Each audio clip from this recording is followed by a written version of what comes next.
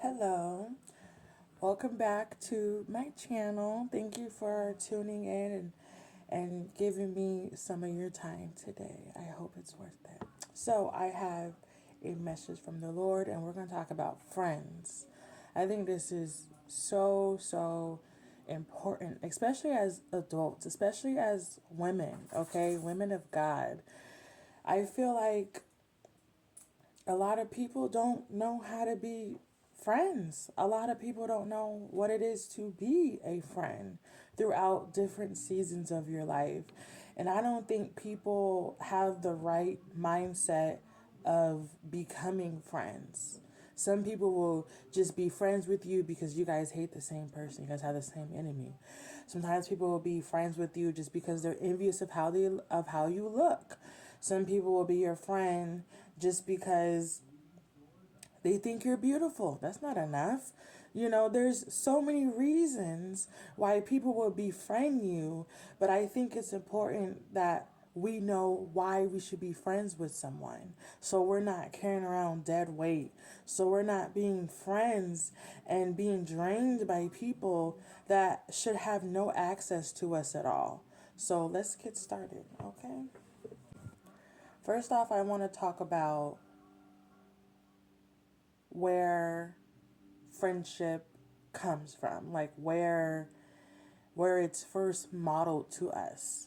Our first friends are our parents, our siblings. These are the first people that we have relationships with, okay? Friendship is a different type of relationship. A friendship is a relationship without anything intimate or sexual, okay? That's what a friendship is. But it is a type of relationship, right? And so we have these types of relationships with family members. We have this type of relationship with our parents after a certain age. Okay? So this is where people learn how to be friends first. So if you're wondering why some people or why a lot of people don't really know how to have a friend, be a friend, maintain a friend, is because the first people in their lives weren't even a good friend to them. Their siblings aren't even good friends. Their cousins aren't even good friends. Their parents may not have been reliable. So first, you need to make sure that you know how to be a good friend and maintain a relationship, and that the people you call your friend or the people that you have a relationship with know how to maintain a relationship with you. Okay? So first I'm going to give you the definition from the internet, of course, Google. Okay? So their definition of a friend is a person whom one knows and with whom one has a bond of mutual affection. A person who is not an enemy, a familiar or helpful thing, a person who has a strong liking for and trust in one another. Some of you guys have friends you can't even trust them. Some of you guys have friends and you can't even leave your purse around them. You can't leave your man around them. Okay? Know who your people are. Okay? Again, a friendship is a type of relationship just without the sex. But you still have to know how to retain it. You still need to know how to maintain it. You still need to know how to be there for someone and have people in your circle who know how to be there for you. I used to think people with no friends were cool. I'm like, why they got no friends? Then I became their friend and I realized they ain't got no other friends because they don't even know how to be a friend. So make sure that the people who are in your life, in your inner circle, in your community, people who have access to you, are there for you and truly love you and also have a relationship with God. That's also important. We don't want to be unevenly yoked. I know it says in the Bible people refer to unevenly yoked as just a spouse. No. Every relationship in your life needs to be evenly yoked with you. So if you're a believer, everybody in your life needs to be a believer. You don't need to be getting advice or love from someone that doesn't have the same core values that you do. Not every single belief, but at least same core values. At least they still believe in God. That's important. Or they're gonna stray you away from God. They're gonna give you advice that's gonna put you on a different path. That's what you don't need. Okay? And so I came up with my own list. And then I'm gonna show you guys what the Lord says a good friend is. So I came up with my own list what I think a good friend is. I think a good friend is someone who is there for you, even if it's inconvenient for them. Okay? You sleep in on Saturdays, but your friend wants you to go hang out with her, or your friend wants you to do something with them or do something for them, and you don't already have anything planned. That could be inconvenient because you rather sleep in. But because you love and care for that person, you're going to go to sleep early. You're going to wake up early just to help that person. So someone who doesn't mind being inconvenienced by you, okay? That's your friend. Someone that is not going to judge you in a harsh way. I think it's important that we have friends who judge us a little bit. I don't mean like judge you, like condemn you or shame you, but convict you just like the Holy Spirit does. They see you doing something you have no business doing. I hope they say something. It would be terrible to have a friend just watch you tear your whole life up. They watch you doing something that's unhealthy or toxic and they just let you sit in it. That would be a terrible friend, because that means they're just letting you go down your path of destruction. That's not a good friend. I think a good friend, again, is evenly yoked with you. They have the same core values as you. They also believe in God, just like you believe in God. I think a good friend is open minded. They don't, I think it's a good thing to have people in your circle that have different perspectives. They think differently than you do, because sometimes we could be narrow minded. And so it's good to have different perspectives around us, different cultures, different races, just different.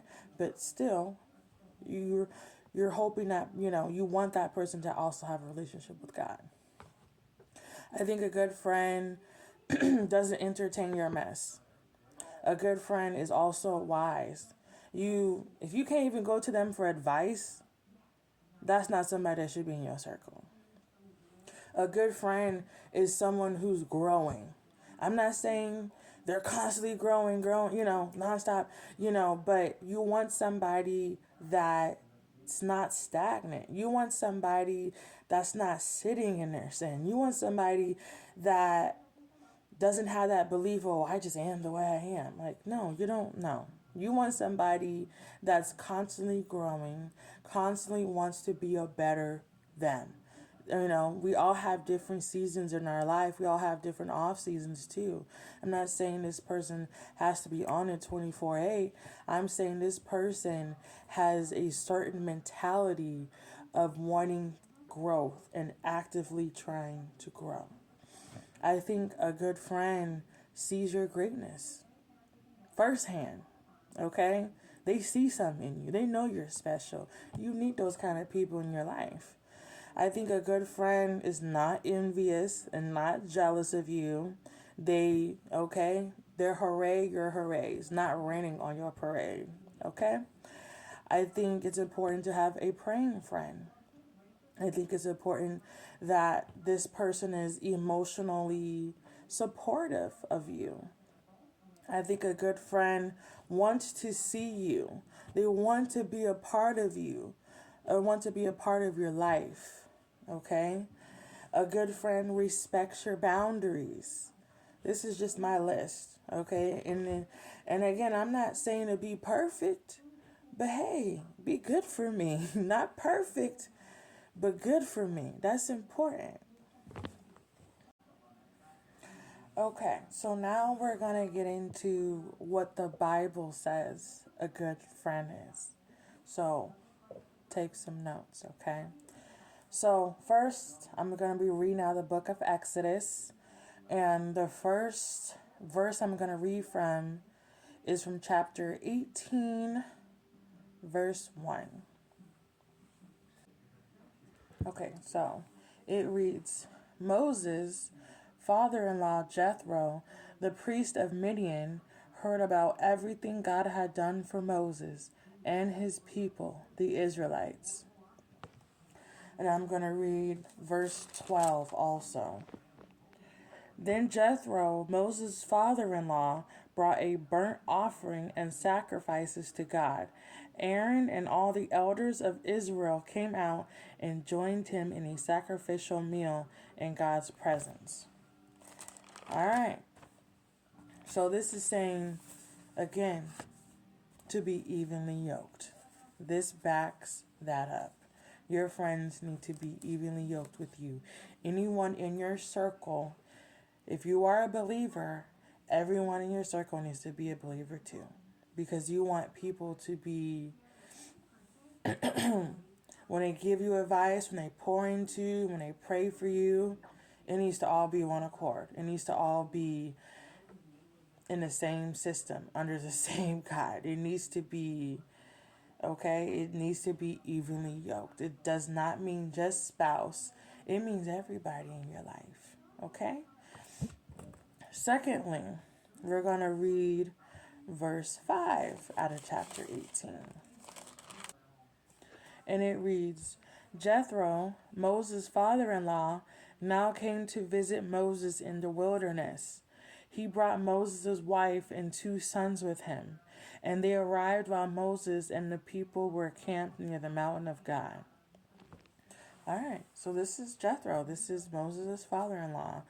And he set time aside to go visit him, okay?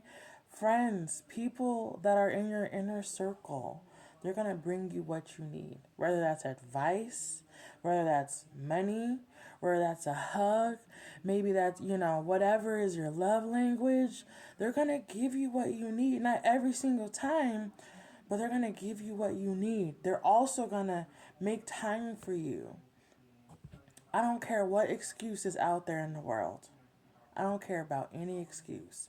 Someone who loves you and cares about you and wants to be in your life will set time aside to visit you, to see you, to make time for you so you guys can spend time together, okay? Face to face.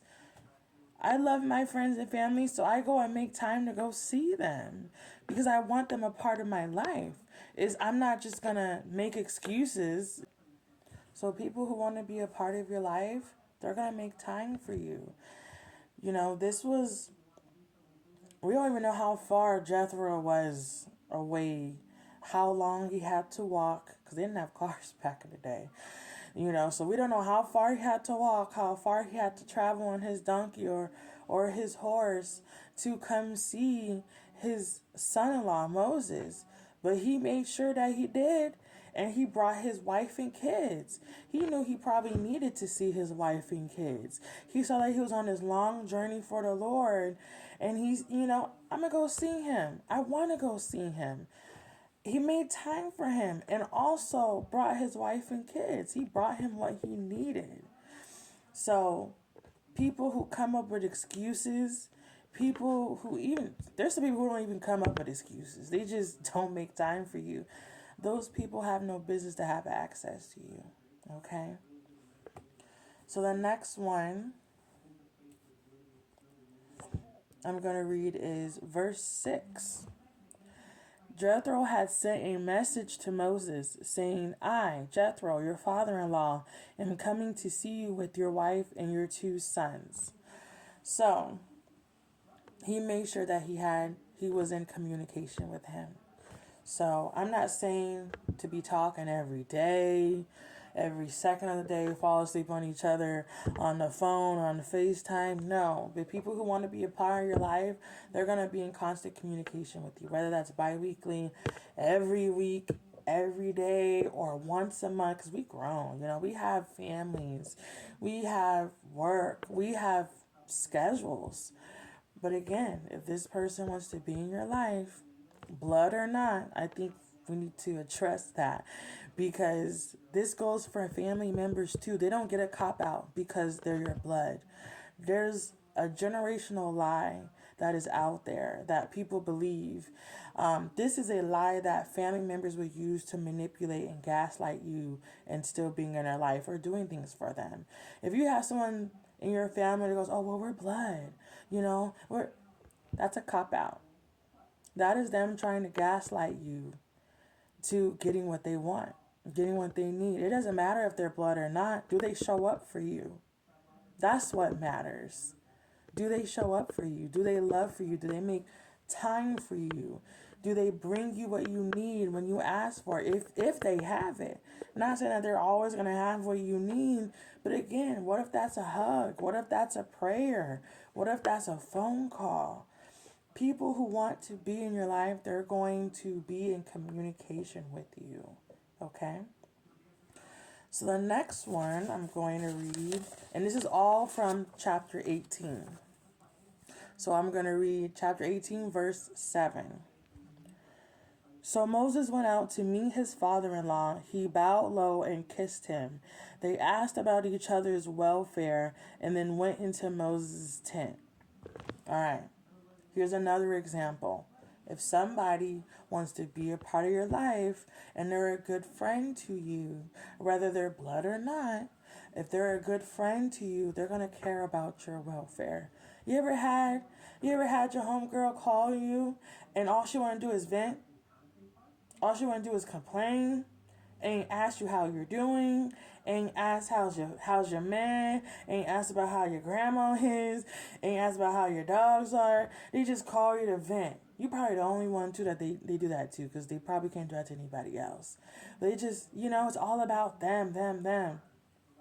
I promise you, sweetie, they don't care about you. They just called you so they could vent. And that's draining. It is draining. A complainer drains people because you're constantly talking about negative things. Negative things pull from you. It drains you. That person is not your friend, okay?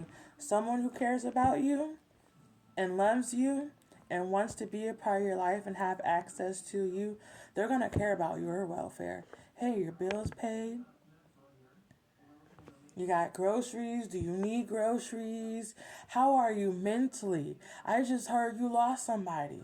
Do you need me to come over? Do you need a hug? Do you want to just sit and cry? These are things that someone will say to you if they truly care about you.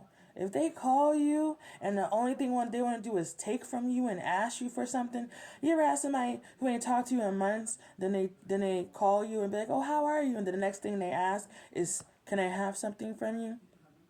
That's not your friend either, Buki. Know who is for you.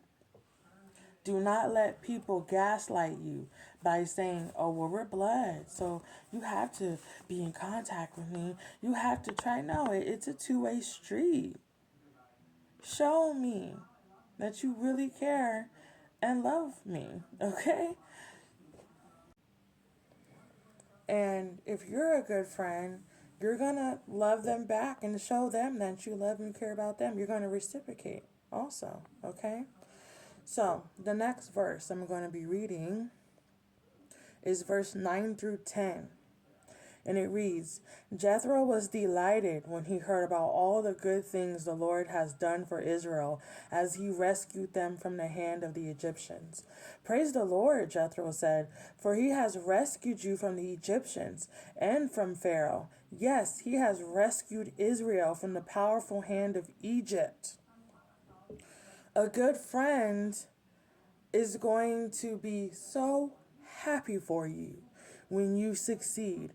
They're going to be happy for you when your prayers have come to pass. They're going to be so happy for you when you got that raise, when you had a healthy baby, when you get married, when you get engaged, when good things happen to you. They're going to be happy for you. They probably was praying for it to come to pass. They're going to be rooting for you. Someone who rains on your parade, they're not for you. You ever tell someone some good news and they immediately be like, oh, don't be too happy, girl. You never know. Or, that's going to take you a while before you get your raise on that check. That's an undercover hater. That is a undercover hater. That is someone who is envious of you. That is someone who is jealous of you. That is a snake. You don't need snakes in your inner circle. No. Okay? A friend, someone who loves you and cares for you, they're going to be happy for you. They're going to be rooting for you. Okay? So the next verse I'm going to be reading is 13 through 6. Sorry, 13 through 16. And it reads, "The next day Moses took his seat to hear the people's dispute against each other. They waited before him from morning till evening. When Moses' father-in-law saw all that Moses was doing for the people, he asked, 'What are you really accomplishing here? Why are you trying to do all this alone while everyone stands around you from morning to evening?'" And then I'm going to read verse 18 through 17. Verse 17. "This is not good," Moses' father-in-law exclaimed. "You're going to wear yourself out, and the people too. This job is too heavy, a burden for you to handle all by yourself." And now I'm going to read verse 20 also. This all correlates.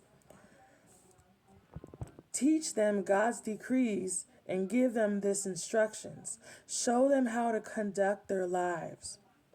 So, just to give you guys a little background so you guys know what I'm reading. In this book of Exodus, in this chapter 18, it shows you that Moses is basically the therapist of all the Israelites. And mind you, this is like 1,000,000 people. Imagine one person is disputing all the drama between 1,000,000 people. That is ridiculous. Moses, who sees and cares, Jethro, who's Moses' father-in-law, he sees this and he cares for him, and he has a heavy burden on his heart. He's like, "You go to this every day?"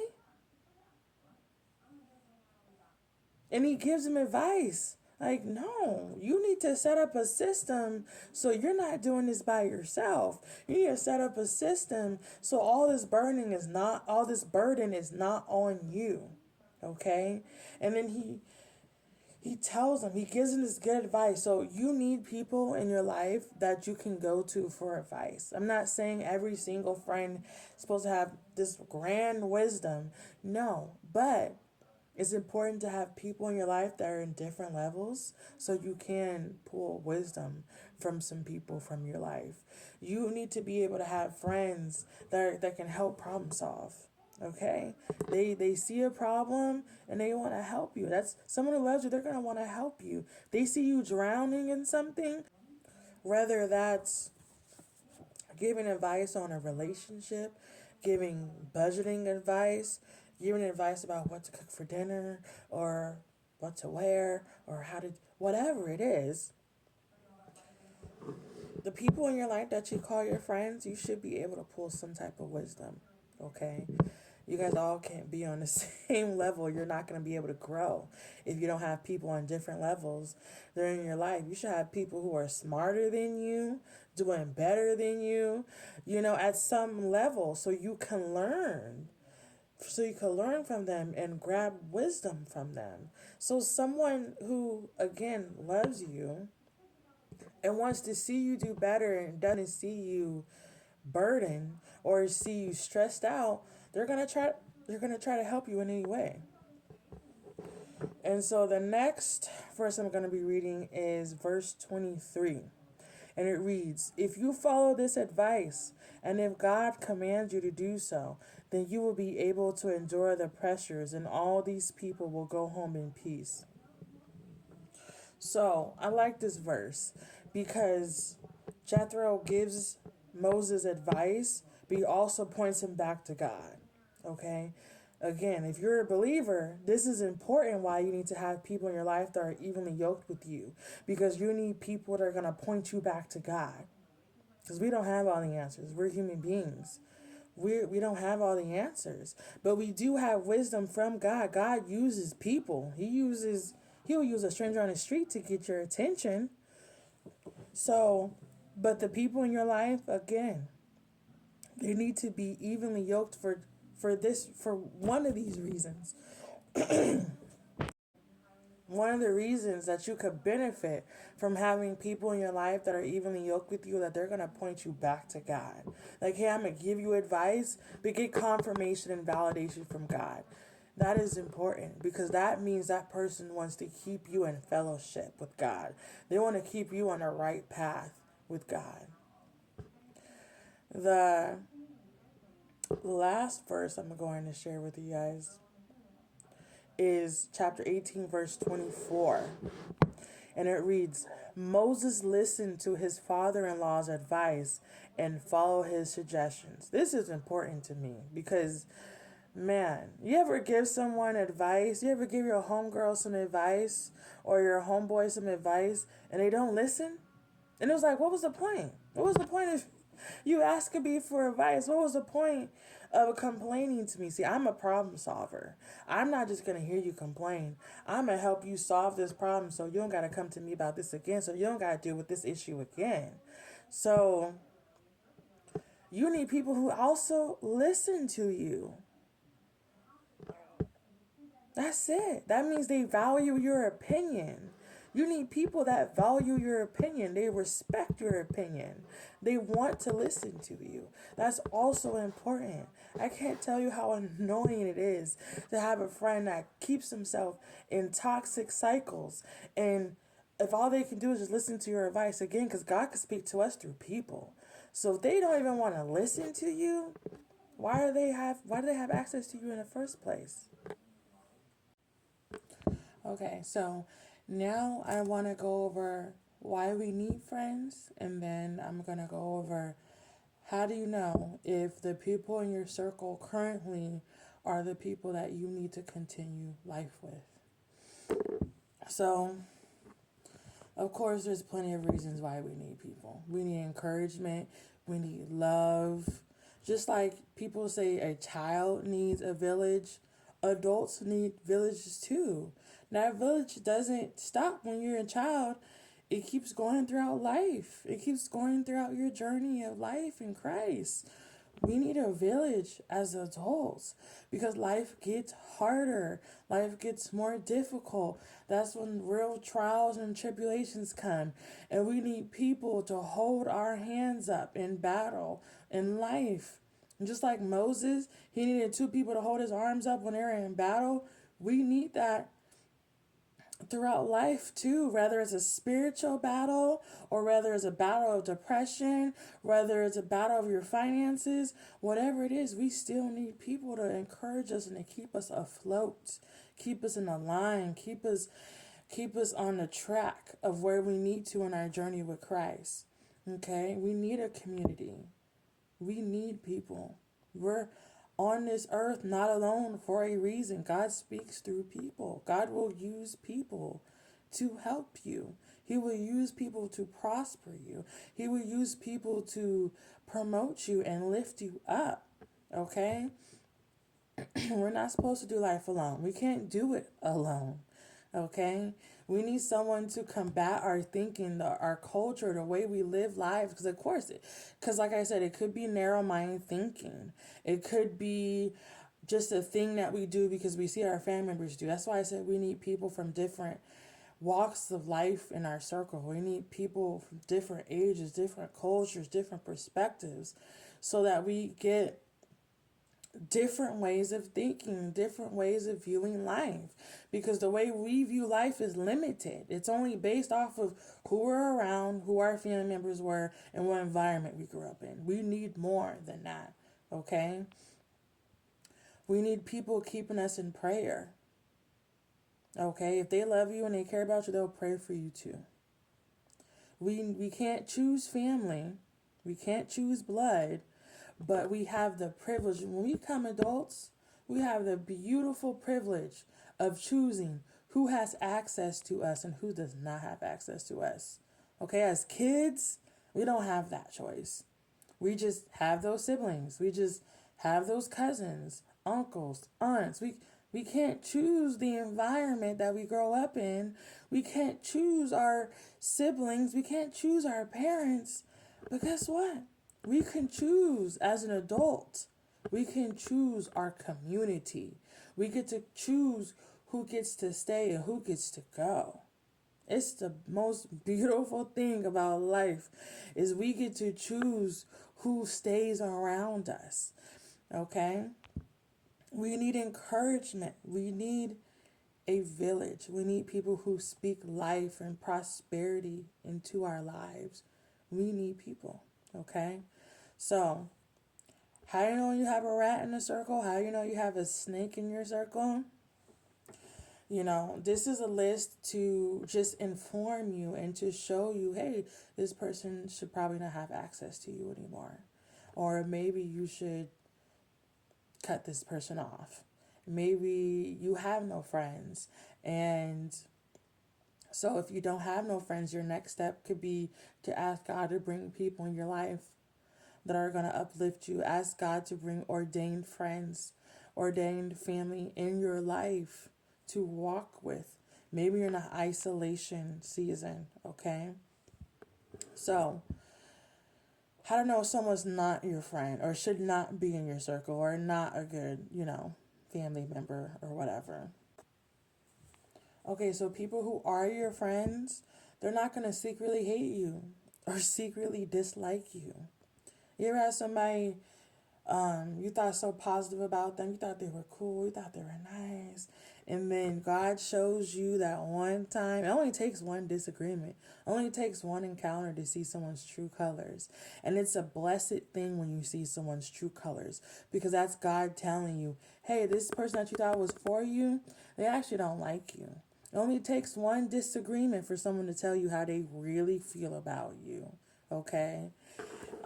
That's why you have that whole cliche saying, when they show you your true colors, believe them.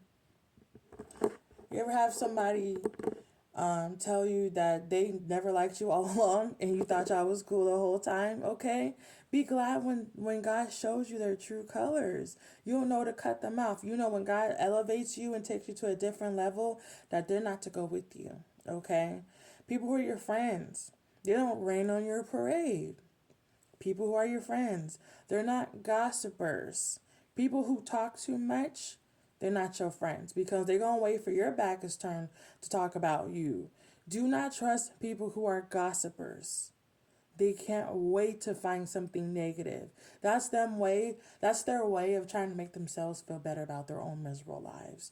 Do not befriend gossipers. Okay, that's a dangerous territory.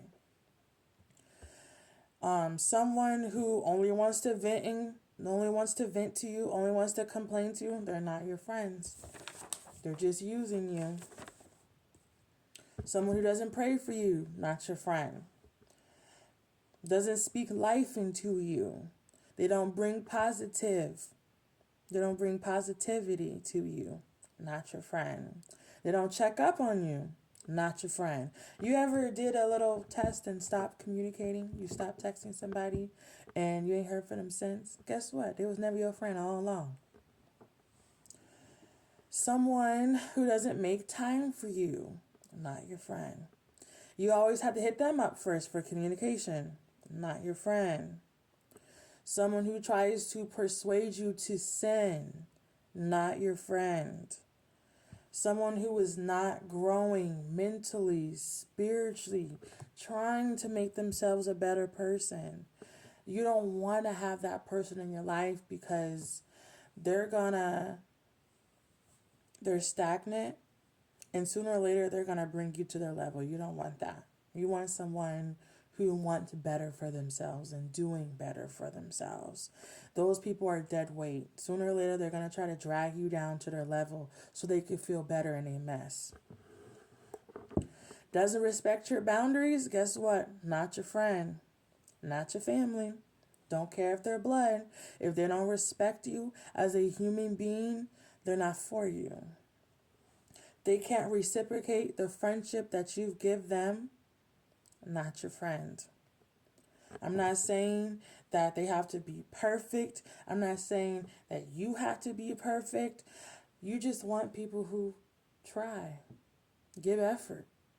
That's the bare minimum. Someone trying to be in your life, to help you, who wants to see you do great things, wants to see you do better. Those are the people that you want in your life. I'm not saying to be perfect, not saying to go look for perfect friends, because guess what? They don't exist. But you do need to have boundaries. You do need to have a set of rules, like what what you need in your life. Because if you don't have these boundaries, if you don't respect yourself, you're going to attract people who also don't love you and don't respect you and are always going to just use you. So when you know better, you do better. So I hope this video helps you navigate your life, helps you navigate your loved ones, people you call your friends, because those are people who are going to help you grow. They're either going to drag you down or bring you up. Thank you guys so much for listening, and I hope this helped you. Have a blessed day.